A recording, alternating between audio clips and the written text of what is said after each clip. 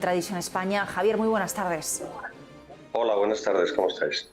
No esperábamos sorpresas hoy por parte del Banco Central Europeo. ¿Con qué te quedas de lo que nos ha dicho en el comunicado y, bueno, sobre todo en la posterior rueda de prensa?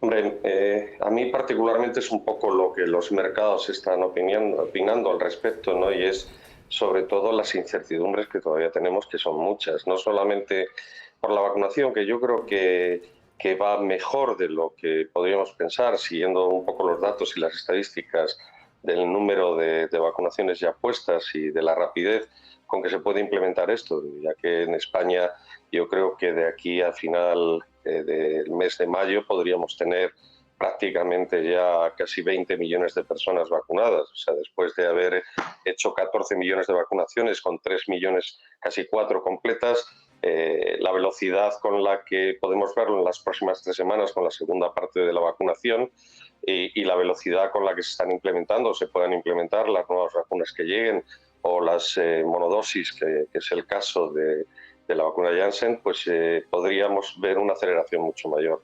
Sigue pesando la incertidumbre de otras nuevas cepas, otras nuevas variantes que puedan afectar al tema, pero bueno, en todo caso, yo creo que el mercado en ese sentido empieza a estar un poco más tranquilo. Siempre hay evidentemente incertidumbre y eso genera volatilidad, pero yo creo que la situación actual es más atractiva si cabe. O sea, vemos que los mercados en sí siguen cogiendo una dirección. El Banco Central Europeo sigue haciendo uso de ese gran programa de compras que va a continuar el tiempo que sea necesario, como nos ha dicho y nos dijo en anteriores ocasiones la presidenta del BCE, y viendo un poco los movimientos de los tipos de interés que prácticamente no se han movido nada, y hablo de los plazos a 10 años, que es la referencia de los mercados, tanto en el mercado europeo como en el mercado norteamericano, yo creo que la situación es demasiado tranquila, diría yo, en el entorno de la deuda. Has comentado hace un momento que la subasta del Tesoro ha tenido unas demandas bastante fuertes, es cierto, sobre todo en el plazo más corto de la referencia, con casi 3 veces de peticiones por encima de lo emitido, lo que quiere decir que el mercado sigue teniendo necesidad de papel que realmente está orientado a las compras del Banco Central Europeo. Son referencias que no son referencias nuevas, son referencias antiguas, son parte de la política del programa de compras. Los bancos le venden, se quedan en una posición corta de papel y lo tienen que ir buscando y pidiéndose a los tesoros. Se está alimentando continuamente la capacidad de emitir de los tesoros y, por lo tanto, bueno, la situación en el sentido de financiación tanto de los tesoros como de las empresas, que también nos han marcado el programa de compra de otros activos distintos a los activos públicos, pues creo que está consolidando y va por buen camino. Vemos que la inflación, en efecto, ha subido un poquillo en el mes de marzo con respecto a febrero.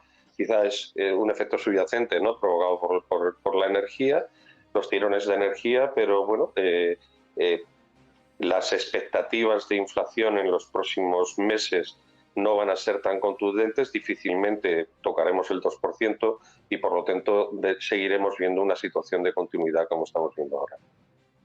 Bueno, Javier, varios mensajes, ¿no? Una buena recapitulación o resumen el que nos acabas de hacer, por destacar o ir un poquito más, ahondar en algunos de ellos un poquito más. Reconocía Christine Lagarde, bueno, pues algo más de optimismo, ¿no? Sobre todo en clave de recuperación económica. Decía que hay cierto progreso económico en la zona euro, decía el sector servicios va en la buena dirección, pero en cualquier caso volvía a insistir en la necesidad, en la urgencia de aprobar ese paquete Next Generation y en las políticas fiscales nacionales, como ha venido haciendo de manera habitual, y además insistía en que la política monetaria no puede sustituirlas, sino que ambas son complementarias. Evidentemente. Es cierto que los paquetes fiscales ahora mismo están claramente ayudados por la respuesta compradora del Banco Central Europeo. Y de una forma o de otra, pues eso terminará acabando. Por lo tanto, hay que ser consecuentes con esa situación de cara al futuro. Es cierto que se están notando atisbos como comentaba hace un momento, de bonanza, y esto es ni más ni menos un poco el sesgo que nos deja o el movimiento que nos está generando tanto la situación en la economía china como en la economía norteamericana, ¿no? Con ese despegue que se empieza a producir, aunque en el caso americano yo veía unas encuestas realizadas por Reuters al respecto, ¿no?, del crecimiento de la economía americana, todavía era el 2022 como el objetivo donde las cosas podrían salir ya en una situación mejor, pero es cierto que estamos viendo que el índice de vacunación tan alto que tiene Estados Unidos ha mejorado mucho las expectativas, y no solamente las expectativas, sino la realidad. No nos engañemos que seguimos viendo al componente bursátil, a las grandes empresas norteamericanas en crecimiento. Los paquetes, llamémosle, de infraestructuras también están generando un aporte muy relevante, no solamente para el momento actual, sino sobre todo para el futuro de la economía. En Europa es evidente que está sucediendo lo mismo.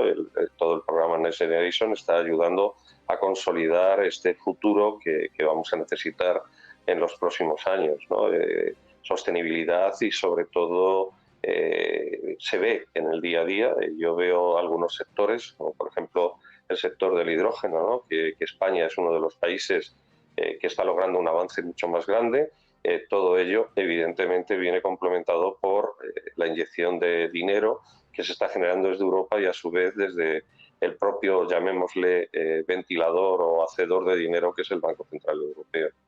Pero bueno, yo creo que en general es un flujo que se está generando a nivel mundial, que es imprescindible. Evidentemente la deuda ha subido mucho.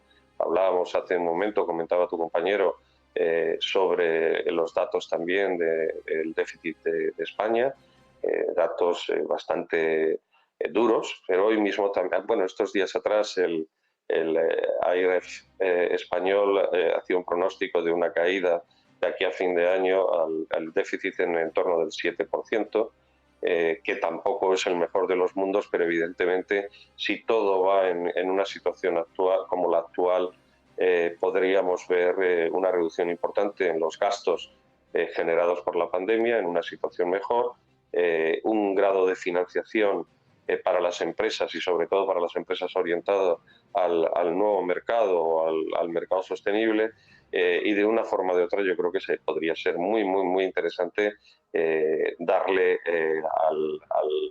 a la economía española y a la economía mundial en general un nuevo enriquecimiento y unas posibilidades de salida mucho mayores. Javier, una última cuestión. Lo destacabas también al principio de tu intervención. Es una de las cosas que ha dicho Christine Lagarde. Reconocía que la inflación podría crecer en los próximos meses, pero que se debe a factores temporales y que en cualquier caso esos factores desaparecerían, sobre todo a partir del próximo año. En este momento, ¿cómo está el mercado de bonos? Esos temores que había a la inflación. Seguimos mirando más a Estados Unidos, pero en cualquier caso, ¿cómo ves este debate, ¿no?, ese temor que había en este contexto? Bueno, desde el punto de vista de lo que piensan los inversores, es evidente que no hay ahora mismo una preocupación máxima porque prácticamente no estamos viendo actividad en los mercados de bonos de inflación. Es decir, todavía es muy baja.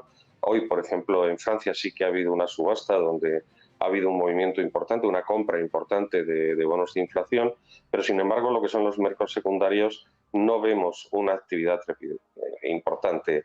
Bien es cierto que hoy por hoy ese tipo de producto no es el producto que compren los bancos centrales, es un producto mucho más orientado a coberturas de fondos de pensiones, aseguradoras, etcétera, etcétera.